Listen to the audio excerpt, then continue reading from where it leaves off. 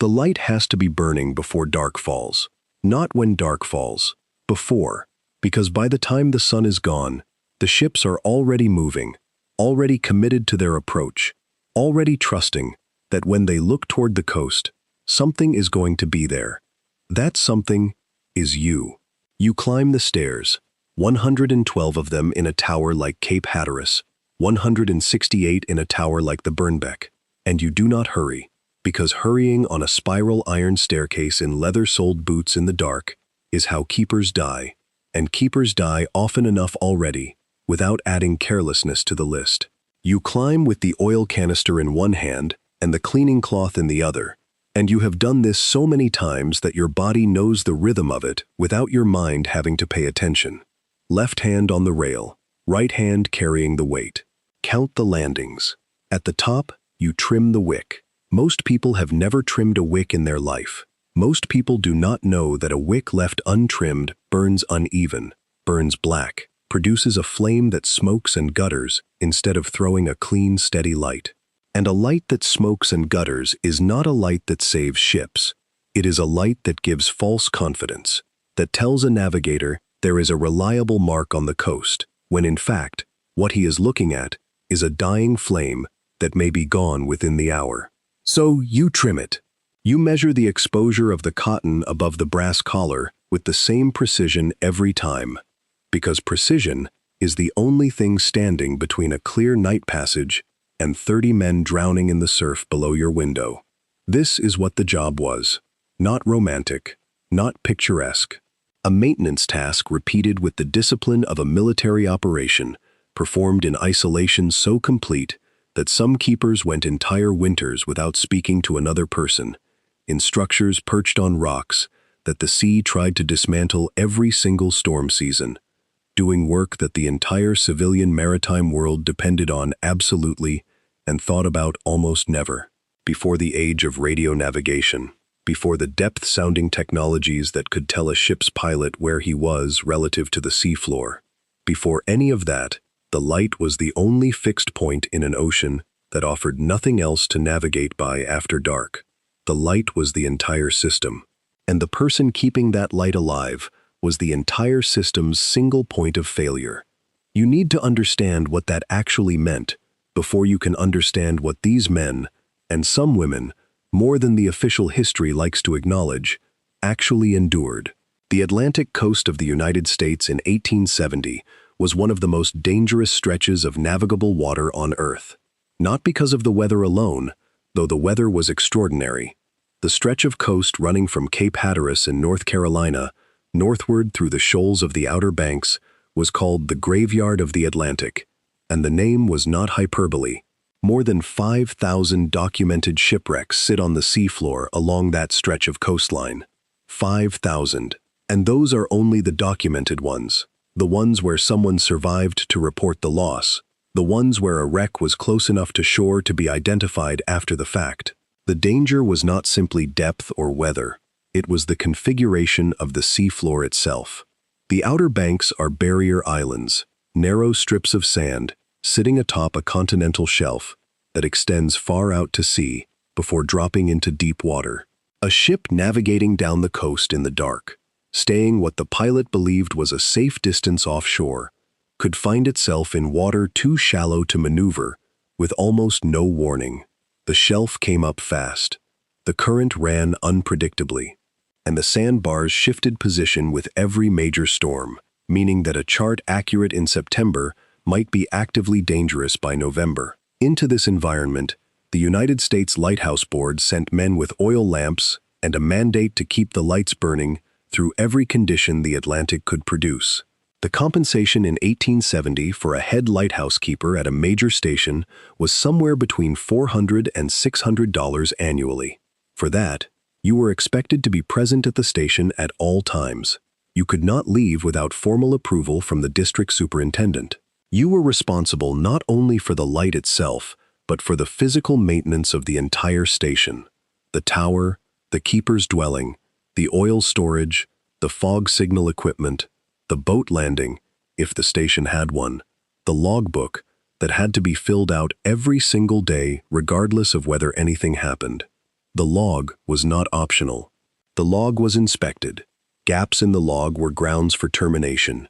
You kept the log because the lighthouse board needed to know, at any moment, whether the light had been burning. Because if the light had not been burning, and a ship had gone down on that stretch of coast that night, the question of liability and negligence became a matter of official inquiry. The light had to be burning. Right now, reading this somewhere warm and connected, you probably cannot fully reconstruct what darkness meant to a 19th century mariner. Darkness now means a dimming of screens. It means streetlights switching on automatically, and the ambient glow of a city, visible from 30 miles out. Darkness now is a gradient, not an absolute. In 1870, offshore darkness was total, a moonless night at sea, 20 miles from the nearest coast, with an overcast sky, produced a darkness that was literally disorienting. Experienced sailors described losing their sense of up and down. The horizon disappeared. The water and the sky became the same surface. The only reference point a navigator had was the compass, and the compass told you direction but not position, told you where you were heading but not where you were. Position came from the lights. A navigator running down the Atlantic coast at night would plot his course from one lighthouse to the next. He knew the characteristic of each light, its flash pattern, its color, its interval, because those characteristics were published in the Light List, the official government publication that identified every lighthouse on the coast and described exactly what its light looked like and how often it cycled. A light flashing once every 10 seconds was different from a light flashing twice every 15 seconds was different from a fixed light of a particular color. The navigator matched what he saw to what the light list described, confirmed his position, adjusted his course, and moved on to the next light. The entire system depended on every light being exactly what the light list said it was. If a lighthouse was showing the wrong characteristic, if the keeper had misconfigured the lens rotation, if the clockwork mechanism driving the rotation had stopped, and the light had gone from flashing to fixed, a navigator relying on that light for a position fix would get a false reading.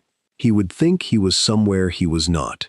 And in the dark, on a coastline like the Outer Banks, the distance between where you thought you were and where you actually were could be the distance between open water and a sandbar in 12 feet of surf. The keeper's job was not to keep a light on. The job was to keep the right light on, with the right characteristic, every night, without exception, in conditions that regularly made that task genuinely dangerous. Consider what the light stations themselves were.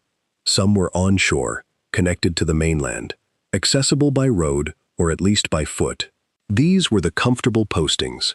The keeper's dwelling was a real house, a clapboard structure or a brick cottage maintained by the lighthouse board, with a garden plot and a privy, and occasionally a small barn for a cow. The keeper's family could live there. Children could walk to a school if there was one within reasonable distance. Life was isolated but not inhuman. Then there were the offshore stations. Minot's Ledge off the coast of Massachusetts, Tillamook Rock off the coast of Oregon, Spectacle Reef in northern Lake Huron, Bishop Rock off the Isles of Scilly in Britain. These were not buildings adjacent to the sea. These were buildings constructed on rocks that spent portions of every storm season entirely submerged or buried in spray so dense that the keepers described it as being inside the water rather than above it. The first Minot's Ledge lighthouse was an iron pile structure, legs driven into the rock, the lamp room elevated above the worst of the wave action. In April of 1851, during a storm that the records describe as producing seas of extraordinary height and violence, the structure failed. 2 assistant keepers were on duty. They rang the station bell throughout the night as the tower began to move beneath them, a warning to the shore that something was wrong, a signal that nobody on shore could act on because no boat could have survived the water between them and the rock. By morning, the tower was gone. The 2 keepers were gone with it. The replacement lighthouse, the one that stands today, is a granite monolith, solid stone from the base of the rock to the lamp room, walls of such thickness that the interior space of each floor is relatively small, despite the apparent size of the tower from outside. It took years to build, constructed in the brief windows of calm weather that the New England coast offered, and the men who built it and the men who later kept it worked in conditions that would shut down a modern offshore construction project immediately. This is the thing that the history of lighthouses tends to gloss over in favor of the romantic image of the solitary keeper and his lamp. The physical reality of the work was brutal, in a way that has few modern equivalents. The offshore stations were not merely remote. They were hostile environments that required continuous active effort simply to survive in, let alone maintain a precision optical instrument to the standard the Lighthouse Board demanded. Keepers at offshore rock stations typically rotated, a few weeks on, a week off, because extended stays produced psychological deterioration that affected the work.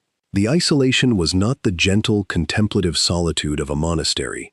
It was the aggressive, destabilizing isolation of a place that was trying to kill you, where the noise never stopped, where the structure shook in heavy weather in ways that made sleep difficult, and made the question of whether the tower would still be standing in the morning a genuine one. Some keepers adapted, some did not. The logbooks tell you more than they were designed to. The Lighthouse Board required keepers to record the basic operational data: light on, light off, weather conditions, visibility, any vessels in distress observed, any maintenance performed. These were official documents, subject to inspection, and keepers wrote them accordingly, carefully, professionally, without the kind of personal disclosure that would invite official scrutiny. But isolation changes what a person puts on paper. In the longer entries, in the margins, in the places where a keeper had clearly been writing for some time and the professional formality had worn thin, you find something closer to the actual texture of the experience. A keeper at a Lake Erie station in February of 1887 recorded, in a single entry that runs for 3 pages, his observation of the ice forming around the station and his calculation of how long the coal supply would last if the relief boat could not reach him before the lake froze solid. His arithmetic was careful. His tone was steady, but he noted, in the margin of the 3rd page, that he had been speaking to himself for 12 days and had only recently noticed he was doing it. A keeper on the Scottish coast in 1893 noted in consecutive daily entries that the fog signal had been running for 19 consecutive days. 19 days of the foghorn. In a building where the fog signal was in the basement, he recorded that he had stopped being able to hear it, which he found remarkable. He was not sure whether this indicated something was wrong with his hearing or something was wrong with him. A keeper at a Gulf Coast station in 1901 wrote, in an entry that was later flagged by the district superintendent as irregular and requiring explanation, that he had watched a vessel pass close to the station in the night and had felt, for a period he estimated at several minutes, an intense desire to signal it to stop. Not because anything was wrong, simply because it was there and moving and full of people who were not him. The superintendent's response, which is preserved in the correspondence file alongside the log entry, noted that the keeper's performance record was otherwise excellent, that no further irregularity had been observed, and that the district would take no formal action. It then added, in language that feels almost sympathetic for an official document, that the keeper was due for shore leave at the earliest practical opportunity. They knew what the stations did to people. They knew, and they kept sending men out there, because the lights had to be kept, and there was no other way to keep them. You want to know what the worst part actually was? It was not the storms, though the storms were genuinely terrifying. A major Atlantic gale hitting an exposed lighthouse station produces structural movement that occupants can feel, a vibration in the walls, a flex in the tower, that experienced keepers described as the building breathing. The Eddystone Lighthouse in the English Channel, one of the great engineering achievements of the 18th century, was built to flex deliberately, to move with the wave energy rather than resist it, because the engineers who designed it understood that resistance would eventually lose. It was not the isolation itself, though the isolation was profound, and its effects were real and documented. The worst part was the responsibility.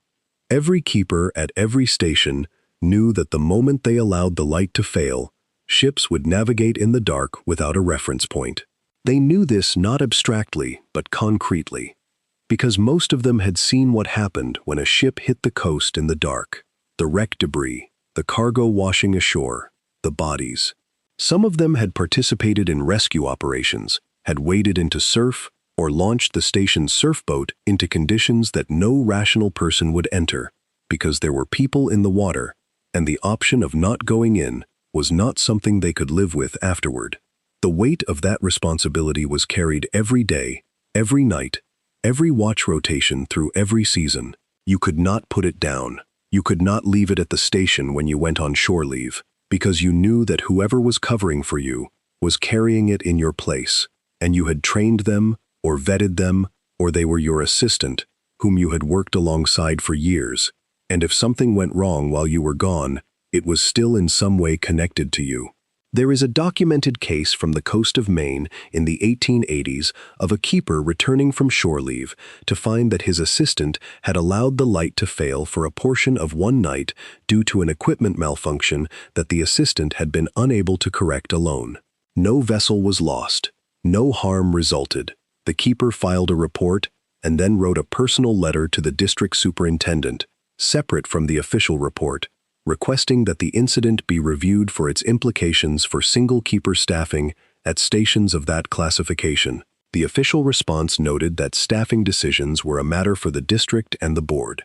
The keeper filed an identical request the following month, and the month after that, until the district superintendent eventually visited the station and increased the assistant keeper allocation. The keeper had not raised the issue because of what happened.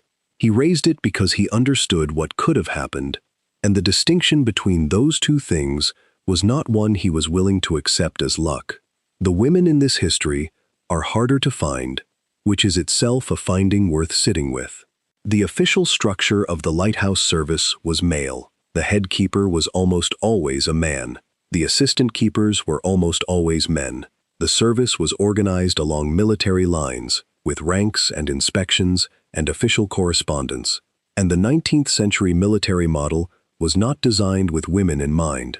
But keepers died. Keepers became incapacitated. Keepers had wives and daughters who lived at the onshore stations and who understood the equipment because they had watched it operated and maintained for years, and when the keeper was no longer able to perform the function, someone had to. Ida Lewis, at Lime Rock in Newport, Rhode Island, kept the light from the time her father suffered a stroke in 1857 until her own death in 1911. She was officially recognized as assistant keeper and eventually head keeper, but the recognition came slowly and incompletely relative to the actual duration and quality of her service. She is also documented to have rescued at least 18 people from the water over the course of her career, a number that likely understates the actual total because rescues performed by women at lighthouse stations were not always formally recorded in the official logs. Abby Burgess at Matinicus Rock in Maine kept the light during a winter storm in 1856 that stranded her at the station for 4 weeks while her father was trapped ashore. She was 17. The storm produced seas that she described as washing entirely over the rock, and she moved her younger sisters and her mother to the tower for safety and kept the lights burning. Matinicus Rock had 2 towers at the time, throughout the entire period. Her account of those weeks, preserved in a letter to a friend, is written in language so matter-of-fact about the physical reality of what she was managing that the calm of it is more striking than any dramatic version of the same events would be. She was not performing courage. She was doing the job, because the job had to be done, and she was the person there to do it. This is the characteristic that the Lighthouse service produced in its people, when it produced anything lasting in them. Not heroism in the theatrical sense, something quieter, a calibration of the self to the requirements of a task that did not negotiate and did not offer alternatives and did not care how you felt about what it was asking. The lens itself deserves more than it usually gets. The Fresnel lens, introduced into American lighthouse service beginning in the 1850s, was not a minor improvement in lighting technology. It was a transformation so complete that it made the lighthouses of the prior generation almost unrecognizable in comparison. Before the Fresnel lens, lighthouse optics were essentially large reflectors, parabolic mirrors of polished metal that collected the light from a lamp and directed it outward. The system worked, but inefficiently. A significant portion of the light produced by the lamp was lost before it could be reflected, and the beam produced was broad and weak compared to what was later possible. The Fresnel lens captured light from nearly every angle the lamp produced and focused it into a horizontal beam through a system of precisely shaped glass prisms, arranged in concentric rings around a central bullseye element. The efficiency gain was extraordinary. A lamp that had previously illuminated a modest distance was now producing a beam visible at ranges that struck contemporary observers as almost implausible. The lenses were also objects of considerable beauty, which is an unusual thing to say about navigational equipment.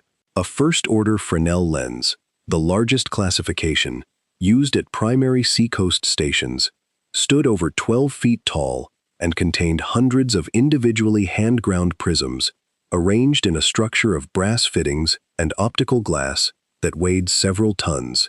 When the lamp inside was lit and the rotation mechanism engaged, the light passing through the prism arrangement produced an effect inside the lamp room that keepers consistently described with a vocabulary that crossed over from the practical into the aesthetic. One keeper at a first-order station in the 1880s wrote in his log that the lens in operation reminded him of nothing so much as a great eye, opening and closing in the dark. The maintenance of these lenses was one of the keeper's primary responsibilities and one of the most demanding.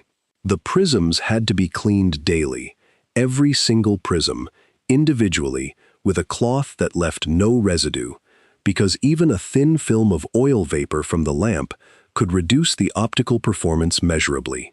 The lens rotation clockwork had to be wound at regular intervals through the night because the rotation could not stop. A lens that stopped rotating turned a flashing light into a fixed light, changed the characteristic, and invalidated every navigator's position fix based on that station. Winding the clockwork meant getting up through the night, on a fixed schedule, regardless of weather, regardless of illness, regardless of the accumulated exhaustion of weeks at a remote station with limited sleep. Keepers at staffed stations shared the night watches, rotating the responsibility. At single keeper stations, which were more common than the service's official preference, the keeper carried every watch rotation himself. Extended periods of reduced sleep were simply part of the posting. The lenses that survive in museums today, some were preserved when stations were decommissioned, others were donated or transferred, give very little sense of what they looked like in operation. In a museum, they are static, beautiful but static. In operation, rotating with a first-order lamp burning at the focal point, they were something that visitors who happened to witness them in the 19th century consistently struggled to describe adequately, reaching for comparisons that always fell short. There was nothing else that looked like them. There was nothing else that worked like them. And the men and women who maintained them did so in the dark, alone, on schedules that did not bend, in buildings that the sea tested every season. What does it cost a person to live like that? Not the physical cost, the lost sleep, the accumulated cold, the isolation that the logbooks document with such careful indirection. The other cost, the one that doesn't appear in the official records because the official records were not designed to capture it. There is a pattern in the accounts of lighthouse keepers who served for extended periods at difficult stations. Not a universal pattern, because people are not uniform, and some keepers left the service after a few years and went back to the civilian world and seemed to experience no lasting effects worth documenting. But among the keepers who stayed, who made the lighthouse service a career spanning decades, who raised families at keepers' dwellings and trained their children in the operation of the equipment, and retired from the service after 30 or 40 years, there is a recurring quality in the way they are described by the people who knew them. Quiet is the word that appears most often, not reserved in the social sense, not cold or unfriendly. Quiet in a different way. A quality of stillness, of having been calibrated by long exposure to a task that required everything and gave back very little in return, except the fact of its own completion. A retired keeper interviewed by a regional historical society in 1923 was asked what he missed about the lighthouse service after his retirement. He thought for a long time before answering. He said he missed knowing that what he did that night mattered by the next morning. He said in civilian life he often could not tell whether what he did on a given day had made any difference to anything. In the lighthouse, you always knew. Either the light was burning or it was not. Either the ship passed safely or it did not. The stakes were clear, and the work either met them or it didn't, and you knew before you went to sleep which one had happened. He said he had never found anything in civilian life that gave him that. The automation came, as all things come, with explanations that were reasonable and incomplete. Clockwork mechanisms advanced. Electric lights replaced oil lamps. Remote monitoring systems made it technically possible to determine from a district office whether a lighthouse lamp was functioning without sending a man to look at it. The economics of maintaining staffed stations at remote locations, always difficult to justify against the cost, became increasingly difficult to justify against the cost of simply automating them and checking the status electronically. By the mid-20th century, the age of the manned lighthouse was essentially over in the United States. The last staffed lighthouse, Boston Light, retained a keeper by congressional mandate rather than operational necessity, a symbolic gesture at a history that the operational infrastructure had already moved past. In Britain, the process took longer, but arrived at the same destination. Trinity House, the authority responsible for English and Welsh lighthouses, completed the automation of its last manned lighthouse in 1998. The argument for automation was operationally sound. The lights did not become less reliable when the keepers left. Modern automated systems maintain the light characteristics with precision that the human keepers, working with clockwork mechanisms and oil lamps and their own judgment, could not always guarantee. Ships navigate now with GPS, with radar, with depth-sounding systems, with digital charts that update in real time. The lighthouse beam as a primary navigational aid is vestigial, maintained more for heritage and supplementary safety than for the essential function it once served. But the operational argument misses something. The lighthouse service was not only a system of lights.